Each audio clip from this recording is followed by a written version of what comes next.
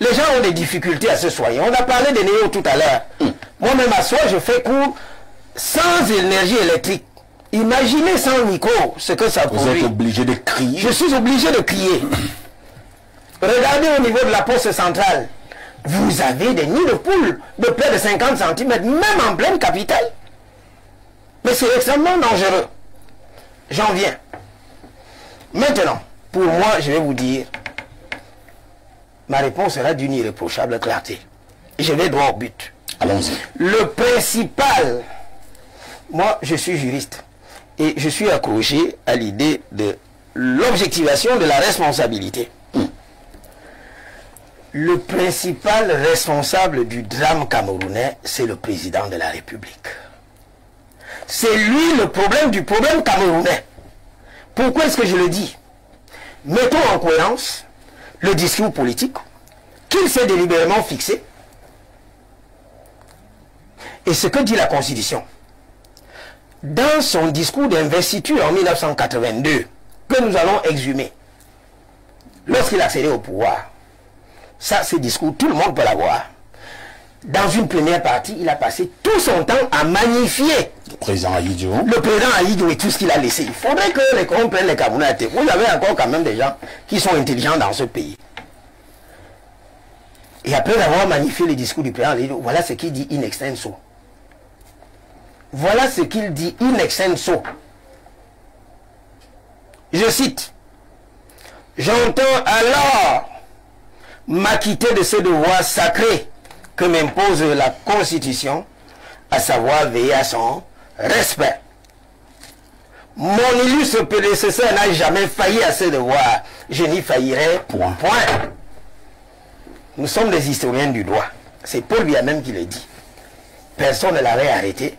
Et je suppose qu'à l'époque, c'est lui-même qui avait écrit ce compte. Mon frère Elimbi Lobé, ou mon petit frère Blérou, allez-y un peu. L'article 5 de la Constitution. L'article 5 de la Constitution décline déjà le travail auquel est astreint le président de la République, à l'alinéa premier.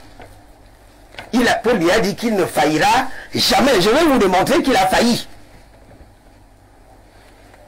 Laissez un peu de côté ses collaborateurs. Hein? On est d'accord que la troupe est à l'image du chef.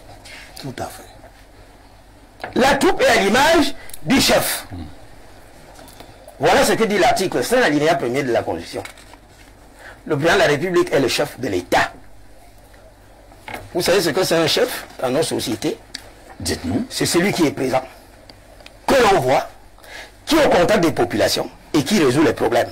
Question, où est Paul Biya? Moi, je ne le vois pas. Le président est au Cameroun. S'il vous plaît, parfait ici. Moi, je vous parle de moi. Je sais qu'il est au Cameroun. Mais moi, je ne le vois pas. Il travaille. Je ne le vois pas. Vous êtes là quand il travaille? Vous le voyez? Ça se ressent. Vous voyez un peu partout, s'il vous plaît. Ça, c'est ce qu'on appelle, les anglo-saxons appellent les outputs. C'est-à-dire le résultat final. Savez-vous ce qui se passe avant? Le président de la République, je ne le vois pas. Il n'est pas au contact des populations. La souffrance est au quotidien. On ne le voit pas au four et au moulin. Mais le chef, il est où? Un chef n'est pas évanescent. Un chef est là présent. Nous voyons comment il résout les problèmes. Allons-y à la ligne 2. Il veille au respect de la Constitution. Je vais vous démontrer par 2 moyens que le président de la République est le premier fossoyeur de la Constitution. Déjà de 1, il s'attribue le travail du Parlement. De 2, il n'a aucun respect pour la décision de justice suprême. Vous avez quelques... Je vais en venir. 1, il fait le travail du Parlement. Ouais. Voilà ce que dit l'article 26 de la Constitution. C'est le Parlement qui est chargé de dicter la loi. Est-ce que je me fais comprendre? C'est le Parlement qui est chargé de dicter la loi. Mais vous savez ce qui se passe? Je vais vous dire, en jetant un pavé dans la mare, au Cameroun, nous n'avons pas de loi. Prenez nos textes. Après l'achèvement du travail parlementaire, ces textes sont signés par le président de la République. Mais la signature permet d'identifier l'auteur de l'acte. En signant ce qu'on appelle la loi, mais soyons sérieux. Ça veut dire que même le code de procédure pénale, le code pénal, qui sert à mettre les gens en prison, c'est sur la base des textes juridiquement inexistants. Vous savez, dans les pays normaux, ce qui se passe. L'article 27 de notre Constitution a fixé le mécanisme. Les matières autres que celles qui relèvent du domaine de la loi ressortissent au pouvoir réglementaire. Mais il y a un décret de promulgation de loi. Promulguer la loi par voie de décret et non signé. Vous n'êtes pas l'auteur. Moi, parfait, ici, je ne peux pas signer un arrêt, ni un jugement. C'est pas possible. Je ne peux pas signer une loi. Je ne suis pas parlementaire. Tout ce que je peux faire avec mon bic rouge, c'est attribuer la note à un étudiant. Le président de la République n'est pas législateur. Il s'attribue le travail du Parlement. Il y a même pire. L'article 28 de la Constitution lui donne certes le pouvoir d'intervenir dans le domaine législatif par voie d'ordonnance. Vous savez ce qui se passe? Dites-nous. Il y a deux conditions. Cette intervention intervient. Permettez la tautologie sur des objets bien déterminés et dans un temps limité. Vous avez souvent observé que notre loi de finances est modifiée par ordonnance du président de la République. Alors même que le président de la République ne peut pas vous offrir la preuve de ce qu'il y a une loi d'habilitation. Trop de tricherie juridique. Allez, in fine, dans la loi de finances, vous verrez qu'il y a toujours un article, un loup dans la bergerie, qui permet au président de la République de faire. Non, c'est pas comme ça que ça se passe. Très bien. De deux, parfait ici. Oui, nous allons chuter. En 2002, le nouveau règlement de l'Assemblée nationale est adopté. Il passe au crible, à l'époque de la Cour suprême, agissant en lieu du Conseil constitutionnel qui n'avait pas été mis en place. La procédure de validation des mandats avait été déclarée non conforme à la Constitution. Est-ce que je me fais comprendre parfait ici? Elle avait été déclarée non conforme à la Constitution. Et l'article 50 alinéa 2 de la Constitution dispose que lorsqu'une loi est déclarée non conforme à la Constitution, elle ne peut faire l'objet ni de promulgation, encore moins d'application. Mais je vous assure que Paul Biya a promulgué cette loi, alors même qu'elle avait été invalidée par la Constitution. Comme pour dire quoi? Il a failli à son obligation de respect de la Constitution. Voilà là où je le prends. Et je prends un dernier exemple, vraiment assez symptomatique de ce pays, sauf à me dire que la Constitution est un chiffon de papier.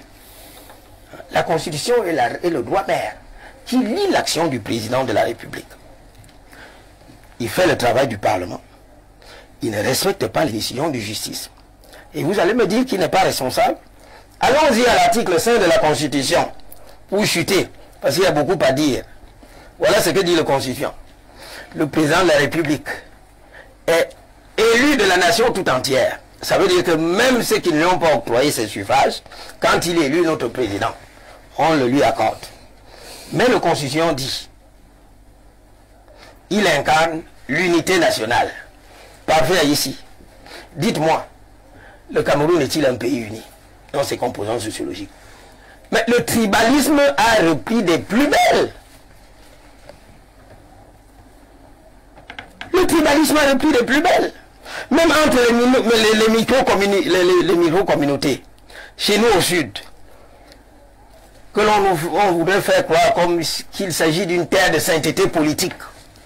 C'est-à-dire qu'il y aurait une correspondance absolue entre le sudiste et le RDPC, pourvu quand vous tenez un discours discordant, vous êtes un pestiféré. Moi, je l'ai dit, je ne suis pas du RDPC, et je n'entends jamais y être. Je préfère conserver ma posture de libre penseur. Très bien. Pour ceux qui fustigent même le RDPC, oui, stigmatisé. Regardez ce qui se passe au plan macro avec la guerre au Nozo. Les compatriotes anglophones. La paix n'est pas synonyme d'absence de guerre. La véritable paix est ce que l'on a dans les cœurs. Comme pour dire, pour chuter, il y a beaucoup à dire. Oui.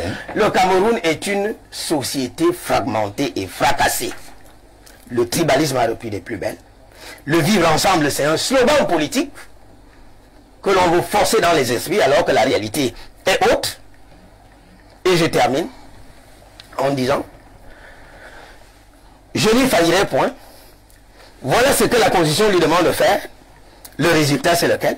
Il a failli. Et de ce point de vue, je conclus, le principal responsable du drame camerounais, c'est le président de la... Il faudrait peut-être que les gens fassent très attention. Peut-être que le professeur... Voilà, alors oui, ça j'en viens. S'il vous plaît. Les arguments, je vous dis, faisons le bilan de l'université. Il est négatif. C'est vraiment que je recherche dans le service public universitaire ce qui marche. Alors tout ce qui intéresse Femme Ndongo, c'est nous parler de Moïse. Je vais le renvoyer aux Saintes Écritures. Exode 3. Versets 7 à 9. L'appel adressé à Moïse par Dieu, qui lui demandait d'aller sauver le peuple israélien de la servitude égyptienne. Ma question, une double interrogation se pose. Paul Biya est-il un appelé de Dieu? J'ai dit non. 2. A-t-il accompli sa mission? Je dis non. Et je vais le démontrer tout à l'heure. Donc je dis, il ne faudrait pas pousser l'outrecuidance plus loin. On va même au livre de Nombres, chapitre 20, de 9 à 11. Là où Moïse a raté sa mission. C'est justement la raison pour laquelle Dieu l'a substitué à Jacob. Donc pour vous dire que nous maîtrisons la Bible, qu'on ne vaut pas la Bible au tort d'hasard. Pour me résumer, plutôt que de donner un coup de pouce au service public universitaire, vous venez chanter les louanges d'un individu, en clamant même haut et fort qu'il n'y a pas Dieu, il est le seul. Vous ne servez pas la cause de celui qui vous a nommé. Et comme je le dis souvent, Paul Biya finira par partir. Et ces gens vont le relier. 1. 2. Je vais dans le secteur de la santé publique. J'ai eu le bonheur, Prosper et moi, nous avons commencé à enseigner très jeune. Et nous avons une cuvée d'étudiants. Il y a un qui est ministre, le ministre de la Santé. Donc j'ai personnellement assuré la direction du mémoire de maîtrise. Alors quand le ministre de la Santé, dans une sortie télévisée, dit que nos plateaux techniques n'ont rien à envier à l'hôpital américain de Ney, à ce qui se passe aux États-Unis, je me dis, vraiment, est-ce que nous vivons dans le même Cameroun? Et je comprends pourquoi un jeune de son âge demande encore à ce que Paul Biya se représente, comme ce que j'ai lu dans la Léquier dernièrement. Appel à candidature à Paul Biya en 2025. Et au-delà, allez à la place des fêtes de Kola. Vous allez voir cette banderole. Je me demande si vraiment nous avons affaire à des Camerounais normaux. Alors si c'est le ministre de la Santé qui le dit, professeur, si c'est le ministre de la Santé qui le dit, puisque c'est lui et qui est le patron de la santé entre guillemets au Cameroun, certainement il sait pourquoi il le dit. Parfait, ici nous allons tous dans les hôpitaux. Moi je vais vous dire, il y a des gens qui meurent aux hôpitaux faute de plateau technique adéquat. De quoi est-ce qu'ils parlent? Toi, est-ce qu'un ministre ment? Je continue. Je dis bien, mais parfait, ici quand je parle, j'ai pas l'eau dans la bouche.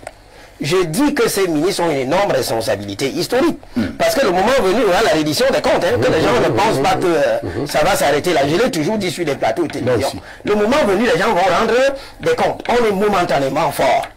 Parce que ceux qui sont momentanément faibles, avec la théorie de la circulation des élites, vont émerger et vont demander des comptes. Je prends un troisième exemple. Avant de crever directement l'abcès. Je suis un agriculteur de cacao, puisque je suis du sud.